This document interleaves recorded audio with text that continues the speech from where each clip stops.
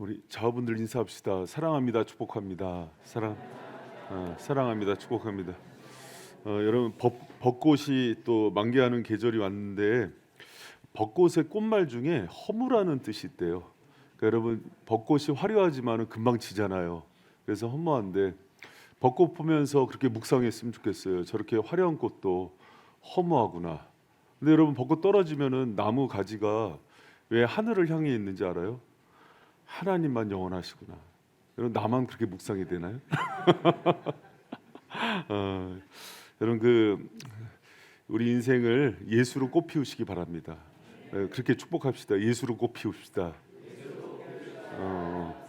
벚꽃이 만개하는 게 중요한 게 아니라 은혜로 만개합시다. 네, 여러분 그런 인생 되기를 축복합니다. 여러분 오늘 제목은 어디서 많이 본 것 같지 않아요? 살면 사라지다. 이거 많이 보신 분들이에요. 예, 폭삭 속았수다 6화 제목이 살민 사라지다. 그 앞에다가 은혜로 살면 사라지다 이렇게 했던 거예요. 그래서 여러분 폭삭 속았수다 보셨어요? 네, 보시면 재밌어요. 심심할 때 한번 보시면 좋은데 그 제목을 카피해서 만들었어요. 여러분 제가 요새 심심할 때마다 참 오래간만에 드라마 보면서 제가 나이가 들었나 자꾸 눈물이 나요. 근데 거기서 보면은 예순이 엄마가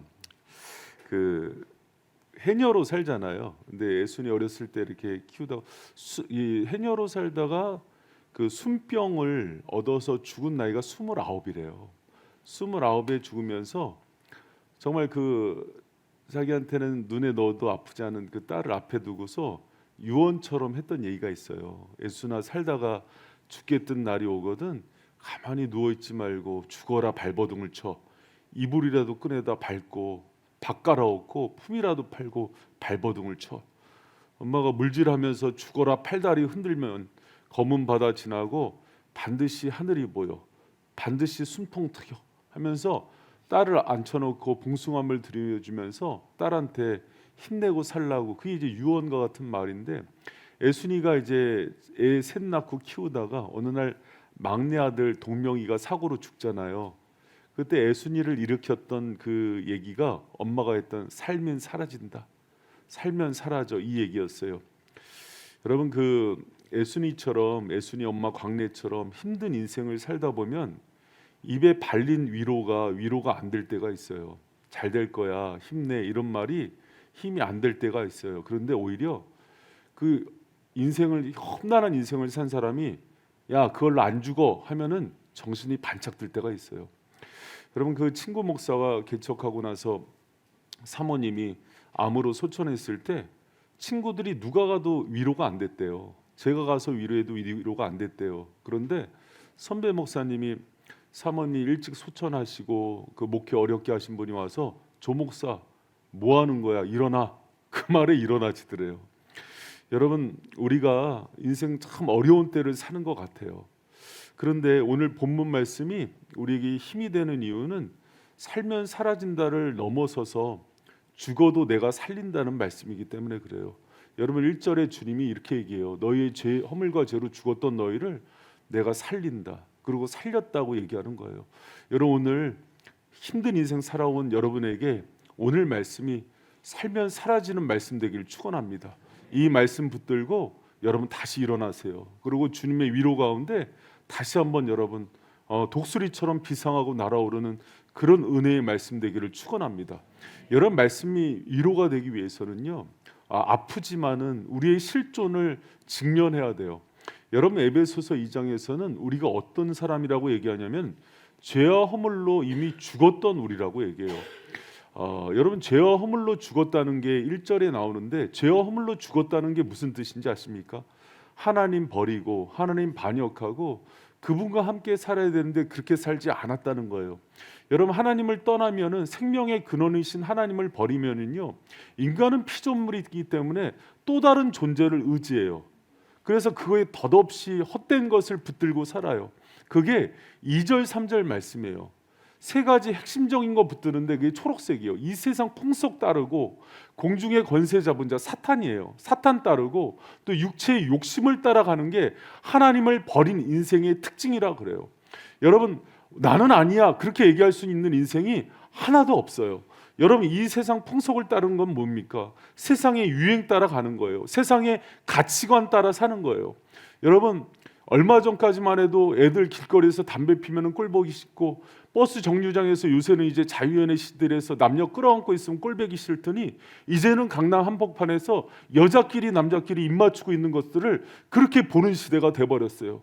여러분, 마약하는 게 쉬운 시대가 돼버렸어요. 사람들이 잘못됐다 그러는데 그거 따라가면서 이거 맞다고 얘기하는 게 세상의 풍속이에요. 여러분, 그 아프리카에 가면은 스프링벅이라는 짐승이 있어요. 사슴처럼 생겼는데 막 이렇게 팍팍 뛰어다니는 그런 그 짐승이에요. 그런데 이 짐승이 특징이 있대요. 무리지어 다니는데 이 스프링벅이 막 뛰어가면은 뒤에 있는 그 나머지 그 스프링벅들이 그냥 그 뒤만 꽁무니만 따라간대요. 근데 이 스프링벅이 낭떠러지에 떨어지면은 멈춰야 되는데 다 떨어진대요.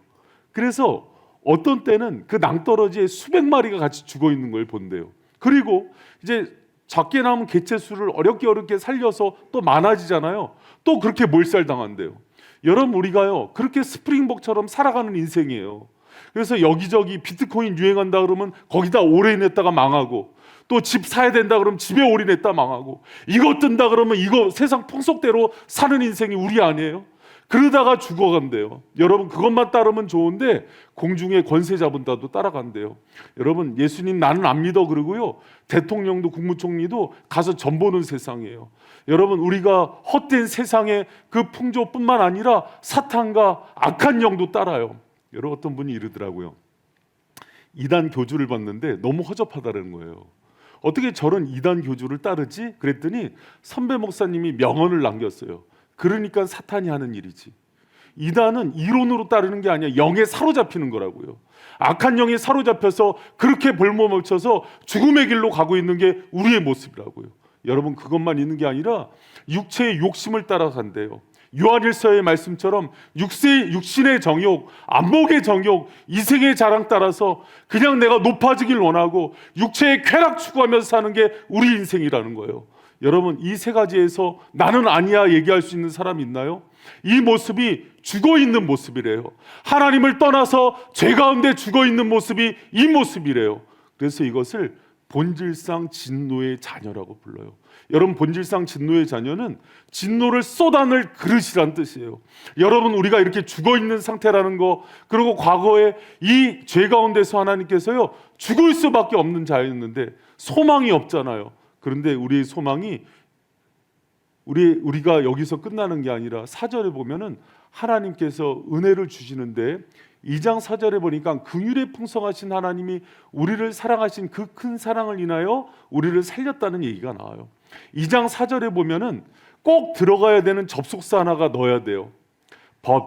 헬라어 대라는 그 접속사인데요, 이게 영어로 벗이에요. 그러나 우리는 세상 쫓았고 육신 쫓았고 사탄 쫓아서 이제는 진노의 자녀이고 죽어야 되는데, 그렇게 끝나야 되는데 그렇게 안 끝나고요, 저는 2장 4절을 헬라어 원어로 볼 때마다 눈물이 나요. 그러나 하나님이 우리를 살리셨도다. 그러나 하나님이 우리를 구원하셨도다. 할렐루야. 여러분, 이게 너무 위로가 돼요. 그래서 제가 가장 위대한 접속사라고 불러요. 그냥 제가 붙인 거예요. 너무 좋더라고요. 우리는 이렇게 진노의 자녀인데, 이렇게 죽을 수밖에 없는데, 정말 하나님이 내가 행한 것들을 낱낱이 세상이 고발한다면 나는 살 수 없는데 그러나 하나님이 나를 살리셨도다. 할렐루야. 여러분, 근데 여기서 한 가지 물어봐요. 여러분, 오늘 샘모임을 하면서 서로 꼭 나눴으면 좋겠어요. 그러면 하나님이 우리를 왜 살려야 되나요? 왜 구원해야 되나요? 여러분, 그 이유와 조건이 뭘까요? 그렇게 육신을 따랐고 사탄을 쫓았고 세상 풍속을 쫓아서 내 마음대로 하나님을 하나님으로 여기지 않고 우상 숭배에 빠져서 내 정욕과 쾌락대로 살았는데 왜 하나님이 우리를 살려야 될까요? 여러분, 이유가 뭐죠? 오늘 샘모임 때 그거 꼭 샘지기 분들은 나눠줬으면 좋겠어요. 왜 살려야 되죠? 그러나 여러분 여기서는 이유가 우리 쪽에 하나도 안 나와요. 그러나 하나님이 긍휼에 풍성한 하나님이라 그래요. 뭐에 풍성한 하나님이요? 긍휼에 풍성한 하나님. 그 하나님이 긍휼에 풍성하대요. 긍휼이라는 헬라어 단어는요, 히브리어 레헴에서 왔는데 자궁 안에 있는 내 아기를 보는 심정이에요. 하나님이 여러분을 보면은요, 죄에 빠졌던 세상을 쫓았던 상관없이 내 새끼처럼 보이는 그 사랑이 흘러나가는 존재가 여러분이라는 거예요. 믿으십니까? 여러분, 어저께 성훈 형제 보혜자매가 건강한 그 사내를 출산했어요. 너무 좋더라고요. 여러분도 좋으셨죠? 남의 아들이 뭐가 좋겠어요. 여러분, 이 일에 가장 행복해하는 사람이 누군지 아십니까? 하나님이기도 하신데요, 부모겠죠. 그러나 이 중에서는요, 오경호 집사님이세요. 신혜옥 집사님이세요. 여러분, 이 사실에 아니라고 이의 제기할 사람 있습니까? 한장로님이실까요? 한장로님은 주와 유아가 있어요. 여러분, 그게요, 여러분 누구도 항변할 수 없죠. 왜 그러냐면 내 새끼이기 때문에 그래요. 하나님이 비록 넘어지고 찢겨지고 죄악 가운데 가지만은 하나님이 자기 자녀들을 볼 때 느끼는 심정을 긍휼이라 그래요. 여러분, 그래서 내가 넘어졌다는 것보다 더 중요한 게 이 내 자녀들을 내가 보면은 사랑이 흘러나가는 거예요. 그래서 그 모든 죄악들을 덮을 만큼의 사랑이 하나님께 있음을 기억하시기 바랍니다. 그래서 여러분, 구원은요, 우리 쪽의 조건이 아니에요. 하나님 편의 사랑으로 구원하신 거라고요. 여러분, 이게요, 기독교 안에서도요, 교단마다 달라요, 교리가. 근데 저는 그래서 어떤 기독교는 우리 열심과 선행이 있어야 된다. 교파에 따라서 우리가 노력해야 되고 깨끗하게 살아야 되고 윤리적으로 살아야 구원받는다. 아니에요. 여러분, 이거 알미니안주의라고 그러는데 초대교회에서 중세교회 때 이미 이단으로 정죄된 거예요. 우리의 구원은요, 여러분이 때로는 세상 풍속을 쫓고 때로는 어디 가서 점을 보고 때로는 육신의 쾌락에 넘어져도 하나님이 그것과 상관없이 여러분 구원하신다고요. 할렐루야. 여러분, 이 은혜의 교리가 자꾸 오해가 되니까 그래 그러면 또 막 살지. 아니에요. 그 은혜가 끝까지 우리를 살린다고요. 여러분, 심지어는 우리 가운데 있는 믿음조차도 우리 게 아니에요. 하나님이 성령을 우리에게 넣어주셔서 예수 그리스도의 십자가의 은혜를 하나님께서 공로로 대속하시고 성령을 부어주셔서 우리의 의지를 새롭게 함으로 생긴 것이 믿음이에요. 그래서 믿음조차도 선물이라 그러잖아요. 그래서 이거를 확인하기 위해서 2장 8절에서 확인하는 거예요. 우리 암송 구절이에요. 눈 감고 외워봐요. 자, 눈 뜨고 읽습니다. 자, 시작. 너희가 그 은혜로 인하여 믿음으로 말미암아 구원을 얻었나니 이것이 너희에게서 난 것이 아니요 하나님의 선물이라. 행위에서 난 것이 아니니 이는 누구든지 자랑치 못하게 함이니라. 아멘. 여러분, 이 말씀만 정확히 알아도 우리가 구원받은 게 그 은혜예요. 하나님의 선물이라고요. 우리 쪽에 노력이 1도 안 들어갔어요. 하나님이 오늘도 세상 풍속 잡고 오늘도 쾌락으로 넘어진 나를 그 은혜로 긍휼에 풍성하신 하나님의 사랑으로 구원하셨다고요. 믿습니까? 그래서 여러분, 믿음도 선물이고 구원도 선물인 거예요. 그 구원의 결과로 하나님께서 주시는 게 2장 5절 6절에 나와요. 우리 한번 같이 한번 읽어봐요. 시작. 허물로 죽은 우리를 그리스도와 함께 또 함께 일으키사 그리스도 예수 안에서 함께 하늘에 앉히시니. 세 단어로 정리할 수 있는데요, 살리셨고 일으키사 앉히시니라 해요. 여러분, 좀 어렵지만 한번 헬라어 단어 들어보세요. 살리셨다는 시로포이에오라는 헬라어인데 이것은 칭의를 뜻해요. 우리의 공로가 아니라 오직 예수의 의로 우리를 살리신 거예요. 그렇게 살린 자를 일으켰다는 것은 시네르게오라는 단어인데 성화예요. 계속해서 일으키실 거예요. 우리가 지금은 연약해 보이지만은 이 상태로는 하늘나라 몰갈 것 같지만 내 의지가 아니라 하나님의 열심으로 우리를 결국은 이루세요. 그래서 여러분, 그게 성화라 그래요. 근데 거기서 끝나지 않아요. 그럼 우리가 이 땅 가운데서는 연약하게 살아가나요? 연약하게 살아요. 불완전하게 살아요. 언제 완성돼요? 하늘나라였어요. 그것을 안치다라는 단어로 시칸디저라는 헬라어를 써요. 이것은 영화가 완성되는 거예요. 여러분, 어떤 분이 제자 훈련하는데 이렇게 물어요. 목사님, 저희가 이 땅 살아가는 동안은 계속해서 이렇게 연약한 상태로 살아야 되나요? 네. 부족해요. 넘어져요. 그렇게 하면서 주님께 날마다 간구하면서 주님 나 붙들어 달라고 기도해야 돼요. 제가 이렇게 설명했어요. 만약에 내가 완전해진다면 우리는요, 주님 의지하지 않아요. 내가 죄도 안 지을 정도로 그렇게 강하다면 여러분 주님 의지할 것 같죠? 의지하지 않아요. 엎드려서 겸손할게 고개 숙일 것 같죠? 그러지 않아요. 그래서 주님은요, 연약한 채로 주님 쫓아가게 만들어요. 오늘도 눈물을 흘리면서 와서 회개하는 그 모습을 주님 기뻐하세요. 그래서 여러분, 주님 앞에서 엎드리시고 다시 나를 사라지게 하시는 그 주님께 나오기를 원하시는 거예요. 그러나 이게 언제 끝나냐면 천국 가면 끝나요. 그때는 주님 보좌 옆에 앉히셔서 영화롭게 만들었어요. 그래서 칭의, 성화, 영화의 관계가 여러분 주님 안에 있는 은혜의 선물 세트예요. 이것은 우리의 노력이 1도 안 들어간다는 것을 꼭 기억하는 저와 여러분 되시길 축원합니다. 할렐루야. 여러분, 그 웨슬리 목사님이요, 저랑은 달랐던 것 같아요. 어렸을 때부터 정말 경건하게 자랐어요. 그래서 초등학교 다닐 때부터 엄마가 무릎 위에 앉혀놓고 날마다 말씀 읽어주고 매일 예배를 드렸어요. 그 예배만 드린 게 아니라 그 어린아이한테 예배 드릴 때마다 헌금하게 했어요. 그러면서 경건하게 자라서 공부도 잘해서 옥스퍼드 대학 출신입니다. 그 감리교 창시자 웨슬리 목사님이. 그런데요, 옥스퍼드 대학에 가서도요, 그때 당시에 영국 사회가 굉장히 문란할 때였거든요. 연애 한 번을 안 했어요. 그렇게 경건하게 살았는데 늘 마음에 어떤 고민이 있냐면 구원에 대한 확신이 흔들리는 거예요. 그렇게 열심히 살았는데, 그렇게 어렸을 때부터 경건에 살았는데, 그런데 회심하는 일이 일어나요.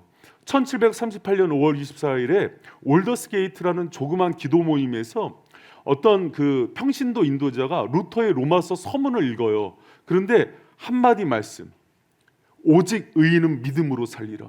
이 말씀이 가슴에 들어오면서 구원은 우리의 의가 아니라, 내가 어떻게 열심히 하는 게 아니라 하나님의 섭리라는 걸 깨달아요. 그러고 나서 그 일기장에 이렇게 씁니다. 구원을 위해서는 단지 은혜로 믿기만 하면 된다는 것을 깨달았다. 할렐루야. 여러분, 어떻게 살았든지 염려하지 마세요. 주님이 사랑하는 사람, 그 일에 풍성한 하나님의 은혜를 받은 사람들은 결국 하나님이 이루세요. 그분의 열심으로 결국 여러분을 살려내시고 회복시키심을 믿는 저와 여러분 되시기를 축원합니다. 여러분, 우리가 그럼 목사님, 우리의 그 자유의지로는 뭘 해야 돼요? 여러분, 여기서 제일 많이 반복되는 게요, 6절 보세요. 또 함께 일으키사 그리스도 예수 아래서 함께 하늘에 앉히시니. 엔 크리스토라는 예수 그리스도 아니라는 단어가 엄청나게 반복돼요. 여러분, 우리가 할 수 있는 최선의 노력은요, 예수 안에 거하는 거예요. 오늘도 예수님과 동행하는 것을 통해서 우리가 선을 행할 수도 있고, 정말 우리가 하나님께서 원하시는 거룩함에 이룰 수 있는 거지, 주님 이제 이만하면 됐어요, 가만히 계세요, 혼자 분리되는 순간, 이게 원죄의 특성이에요. 우리는 창조 당시부터 하나님과 분리돼서 살 수 없다고요. 그래서 모든 순간 주님이 원하는 것은 절대적으로 차라리 연약해져서 주님을 의지하며 살게 만드시는 거예요. 여러분, 그런 성도들 되시길 축원합니다. 그래서 예수 안에 거하는 거예요. 예수와 동행하는 거예요. 그래서 오늘도 내가 가장 할 수 있는 최선의 노력은 뭐냐면, 주님 가만 계세요, 내 힘으로 살아볼게요, 이게 아니라 주님과 함께 동행하고 주님 안에 거하는 거예요. 여러분, 우생마사라는 단어가 있어요. 그게 뭐예요? 막 홍수가 났을 때 우생, 그 소우자거든요. 소는 살고 말은 죽는다는 뜻이에요. 여러분, 말은 왜 죽는지 알아요? 홍수가 나면은 말은 힘이 좋거든요. 막 발버둥 쳐서 자기 힘으로 살라 그런대요. 근데 죽는데요. 소는요, 소는 발버둥 치지 않아요. 물 따라 내려가요. 그러다가 이렇게 뭐 지붕 위에 걸려서 음매하고 있는 애들은 다 소예요. 그냥 흐름 따라가다가 걸치면은 거기서 그냥 사는 거예요. 여러분, 우리가 그런 지혜가 필요해요. 내 힘으로 발버둥 치면서 사는 게 아니라 예수 안에 거해서 예수님 손에 붙들려서 살아가는 지혜 있는 성도들 되시길 축원합니다. 그래서 예수 안에서예요. 여러분, 지금 세상 참 어렵다 그래요. 우리 힘으로 살 수 없다 그래요. 그런데 저는 거꾸로 보여요. 기회가 왔구나. 주님의 힘에 손에 붙들려서 살아갈 수 있는 기회가 왔구나. 여러분, 예수님 도타 뭐예요? 이때 살려달라고 하는 거예요. 할렐루야. 그동안 잘난 척하면서 내 힘으로 살았잖아요. 그리고 다른 사람들한테 자랑하면서 살았잖아요. 주님이 자랑치 못하게 만들어요. 그리고 오직 주님의 공로로 사는 게 무엇인지 알려주고 싶은 거예요. 여러분, 그렇게 살아가는 인생 되기를 축원합니다. 할렐루야. 여러분, 그러면은요, 이 은혜 왜 주셨을까요? 우리 살리려고 주신 건 맞아요. 그런데 또 하나의 목적이 있어요. 은혜의 선전자 되게 만들려고 그래요. 여러분이 7절 말씀 한번 같이 큰 목소리로 읽어봐요. 시작.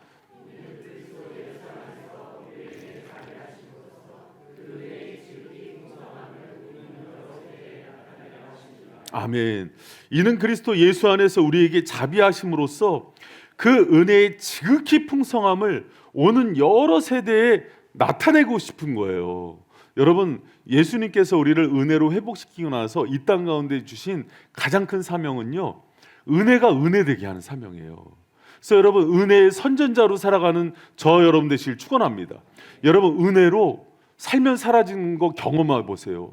그러고 나서요, 이거 내 힘으로 했던 거 아니라 주님이 하신 거를 선전하며 사는 게 우리의 사명인 거예요. 여러분, 은혜에 대한 간증이 많아야 돼요. 요즘 제가 간증 없는 세대를 사는 것 같아요. 성도들한테 물어보면은 그냥 이렇게 냉랭해요. 그리고 주님의 살아계심을 경험을 못해요. 여러분, 하나님 여전히 살아계세요. 지금도 역사하시는 분이세요. 그 하나님과 동행하고 그 하나님을 통해서 살아난 은혜의 간증이 많아져야 된다고요. 여러분, 은혜로 사시기 바랍니다. 그리고 그 은혜의 선전자로 살아가는 거룩한 주의 백성들 되시길 축원합니다. 그럼 여러분, 제가 은혜로 사는 거 두 가지만 적용해서 얘기할게요. 정말 은혜의 선전자가 되길 원하시죠? 그럼 여러분, 두 가지만 지켜주세요. 첫 번째가 뭐냐면, 어떤 순간에도요, 가시기라도 좋아요. 내 공로 내리세요. 내가 주님 앞에서 뭐 했다 하는 것들 전부 지우세요. 은근히 돌려서 얘기하는 것도 없어야 돼요. 정말 내가 주를 위해서 한 거는 1도 없는 거예요. 오직 예수 그리스도가 행하신 일들만 자랑하며 사는 인생 되기를 축원합니다. 그래야 여러분, 그 고백이 마중물이 돼서 주님이 주시는 더 큰 은혜의 주인공 될 수 있어요. 여러분, 나의 나된 것은 하나님의 은혜라고 사도 바울이요, 얼마나 많이 주를 위해서 헌신하고 고생하고 매도 많이 맞고 핍박도 많이 받았어요. 그런데 모든 것이 은혜라는 고백이 그의 그 서신서에는요 너무 많이 고백돼요. 여러분도 평생에 그 고백을 가장 많이 하는 성도들 되시길 축원합니다. 그래서 내가 교회를 위해서, 주님을 위해서 뭘 했지, 내가 이런 일 했지, 여러분 다 잊으셔야 돼요. 그냥 주님이 기억하시는 거예요. 우리는 그거 기억하는 사람이 아니라 예수님이 행하신 일, 그분의 은혜만 드러내며 사는 인생 되기를 축원합니다. 여러분, 그래서 예전에 어떤 선교단체 일 얘기했잖아요. 40일 금식을 끝나더니 다 마지막 날 다 그렇게 고백하더래요. 주와, 주와. 이렇게. 금식은 누가 했어요? 내가 했는데 주와, 주님이 하셨다 그러는 거예요. 그래서 여러분, 안장로님 손녀딸 이름이 뭐예요? 그래서 주한 거예요. 주님이 하신 거예요. 할렐루야. 여러분, 옆에 있는 사람 인사해. 주하. 주하. 오늘 주하 이름 많이 불린다. 여러분, 주님이 하신 거예요. 여러분, 이 교회 누가 세우셨어요? 주하가 세웠나 보다. 주님이 하셨어요. 여러분, 내 인생 누가 여기까지 이끄셨어요? 주님이 하셨어요. 여러분, 코로나 19 끝나고 나서요, 교회마다 난리가 났어요. 30, 40대가 전부 사라졌대요. 그래서 고령화가 너무 급속히 돼서 너무 가슴 아파요. 지난번에 김영 교수님이 오셨는데 저거 분명히 얘기했어요. 30분, 35분 안에 끝내기로 설교를. 그런데 그날 설교를 50분을 하셨어요. 근데 사모님이 끝나고 식당 가서 저한테 미안하다 그랬어요. 이분이. 근데 그러면서 사모님이 남편을 너무 잘하니까 이렇게 얘기했어요. 오늘 너무 좋으셔서 흥분하셨다고. 근데 그 이유가 이렇게 젊은 사람이 많은 교회를 처음 봤대요. 퍼센테이지상. 왜 그러냐면 교회 가면 우리 반이 100발이래요. 근데 우리는요 다 염색하고 오셨잖아요. 그러니까 막 한국 교회가 뭐 미래가 여기 있다 막 그러면서 온갖 얘기 다 하셨잖아요. 이렇게 별로 오버하는 스타일이 아니세요. 여러분 누가 하신 거예요? 주님이 하셨죠. 주님이 하셨죠. 여러분 이 교회 저는요 주일날 이렇게 초등부 예배나 학생부 예배 이렇게 들여보다 보러 가면은요 얼마나 은혜가 있는지 몰라요. 우리 교회 학생부라고 초등부라고 하는 얘기가 아니라 너무 여러분 한번 꼭 가봤으면 좋겠어요. 어른 예배 버금가요. 정말 은혜가 있고 뜨겁고 어떻게 아이들 예배 가운데 이런 임재가 있지?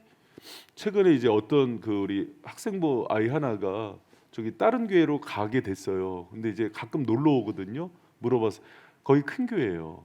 어떻게 그 교회가 좋아 여기가 좋아 그랬더니 하는 얘기가 벌써 애들은 많은데 여기서 드렸던 예배가 너무 은혜가 있어요. 이렇게 얘기를 하는 거예요. 학생들. 여러분 우리 가운데 역사하시는 주님 우리가 했나요? 주님이 하신 거예요. 여러분 우리가 이 땅 살아가면서 교회가 커지면 그런 싸움이 있대요. 이렇게 자리 지키는 싸움이 있대요. 여러분 그거 하지 말고 예수님의 주대심의 자리를 지켜드리는 여러분 되시길 축원합니다. 내 자리 차지하는 게 중요한 게 아니라요. 예수님을 차지해야 돼요.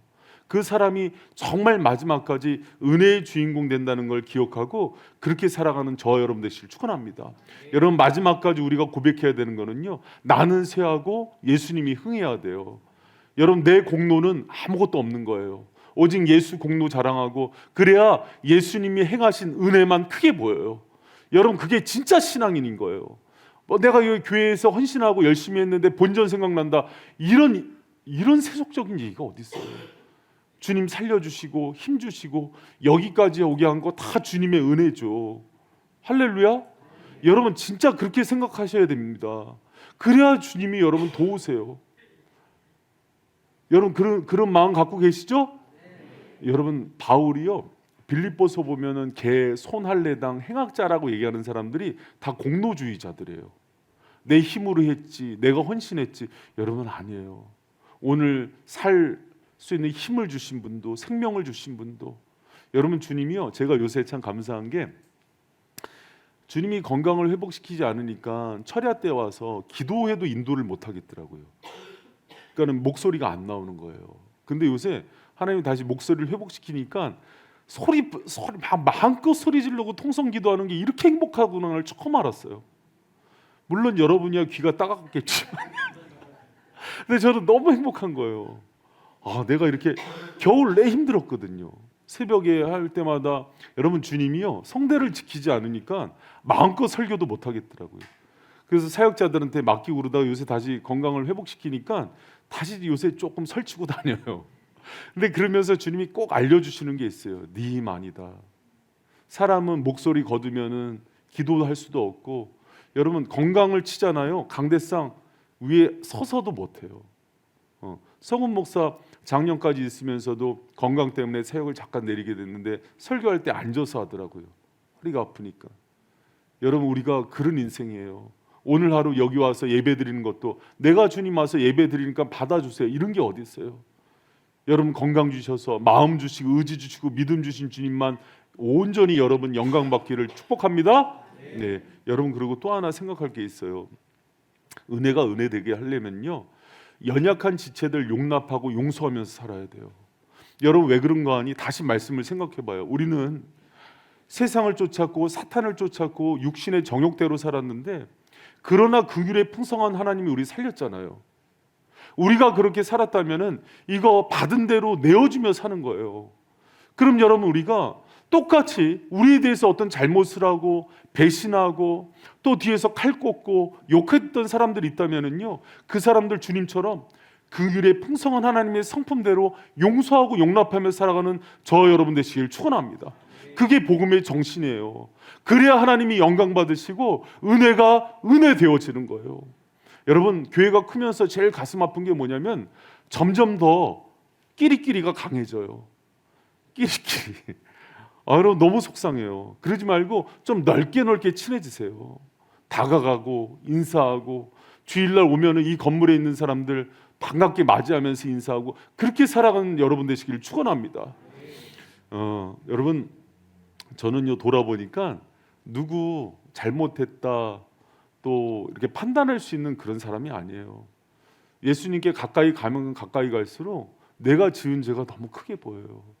그래서 그게 크게 보일수록 성도들에 대해서 더 용서하고 용납하는 마음이 넓어지더라고요. 여러분, 어떤 문제가 터졌을 때 다 제 문제 같이 보이는 부분이 있어요. 그러면서 또 기도하게 되고 끌어안게 되는데, 여러분, 우리가 그런 상황 속에서 늘 주님 앞에서 다른 사람이 처한 상황들을 돌아보고 또 그들을 위로해주고 사랑해줄 수 있는 그런 마음, 예수님의 마음을 품고 살아가는 저 여러분 되시기를 축원합니다. 우리 여러분, 진노의 자리에서 지옥의 아랫목이 내 자리였는데 주님이 거기서 건져주셨잖아요. 그 얘기는 뭐냐면 이 땅 가운데서 그렇게 사람들 용납하고 사랑하며 살아가라고 그렇게 해주신 거예요. 여러분, 제가 이 말씀만 하고 좀 마무리를 할게요. 그 레이몬드 릴리라는 아주 난폭하고 거친 흑인 청년이 있어요. 시카고에서 살았는데 어느 날 그 시카고 할렘가에 지금 너무 이게 경건한 목사님이 오셔서 목회를 하시는 거예요. 근데 사람이 그러잖아요. 마음에 누군가 미워지고 막 짜증이 나면은 괜히 꼴 보기 싫잖아요. 이 청년이 약간 불황아였는데 그 목사님이 보기만 하면 짜증 나는 거예요. 다니면서 성경책 끼고 다니는 모습도 꼴보기 싫고 예수님 전하는 것도 보기 싫고, 그래서 미움이 커지면 여러분 마음이 나중에 행동으로 나타나거든요. 미움이 커지니까 이게 행동으로 옮겨지는 거예요. 그래서 결정을 해요. 저 목사를 내가 벽돌로 쳐서 죽여야겠다. 그래서 가방에다가 큰 여러분 왜 이렇게 네모난 벽돌 있죠? 그걸 넣고 가서 목사님이 입구에서 인사할 때 이거를 머리를 찍어서 죽여야겠다는 결단으로 가지고 들어가요. 그런데 자, 하나님 하신 일이 참 놀라워요. 그날 예배드리다가 성령을 받아요. 그래서 뒷자리에 앉아 있다가 하나님의 그 놀라운 은혜에 자복하고 통회하고 놀라운 은혜를 받게 됩니다. 근데 은혜를 너무 세게 받았어요. 목사가 됩니다. 자기도 목사가 돼서 시카고에 가면은 그 쿡 카운티 병원이라고 있어요. 시카고에서 가장 오래된 자선병원인데 이 청년이 이 병원의 원목이 됩니다. 근데 원목을 하면서 이 사람이 얼마나 사람들한테 잘하고 사랑으로 베풀었던지 별명이 선한 사마리아 릴리 목사였어요. 그러니까 그렇게 잘했어요. 세월이 흘러서 릴리 목사가 이제 나이 들어서 이제 다 가는 길로 가죠. 하나님 나라로 가는데 이 사람이 죽기 전에 유언이 있었어요. 내 관 앞에 벽돌을 놔달라고 그랬어요. 벽돌을. 근데 그 벽돌이 뭐였냐면은 자기가 그 목사님 쳐 죽이려고 가방에 놓던 그 벽돌이었어요. 그 벽돌을 평생 힘들고 또 자기가 힘든 사람들 보면은 끌어안고 기도해서 맨질맨질해진 그 벽돌을 놔달라고 그랬어요. 릴리 목사가 사역하고 힘들 때마다 또 자기가 의가 올라올 때마다 그 벽돌을 붙들고 주님, 나는 살인자였고 포행자였고 이렇게 악한 자를 만드신 주님을 기억하면서 눈물로 기도했던 그 벽돌이었어요. 여러분, 우리는 하나님의 은혜로 여기까지 왔다는 것을 잊어버릴 때가 많아요. 만약에 하나님의 은혜가 나를 붙들지 않았으면 나는 오늘도 쾌락으로 하루를 그렇게 마쳤을 사람이고 또 어디 가서 누구와 함께 점을 보다가 사탄과 함께 손붙들고 지옥 갈 사람이었고 세상의 유행 따라서 살다가 그렇게 스프링벅처럼 그렇게 집단 폐사될 수 있는 그런 인생이었는데 주님의 은혜로 여기까지 왔어요. 그럼 여러분, 그 은혜를 이웃들에게 적용하면서 살 때 이 공동체가 은혜의 공동체가 되는 거예요. 여러분, 그렇게 은혜로 살아가는 저와 여러분 되시기를 축원합니다. 그래서 여러분, 우리 바이센교회가 또 우리의 삶이 하나님 바라볼 때 더 놀라운 은혜의 공동체, 은혜의 성도로 살아가는 그런 놀라운 성도들 되시기를 축원합니다.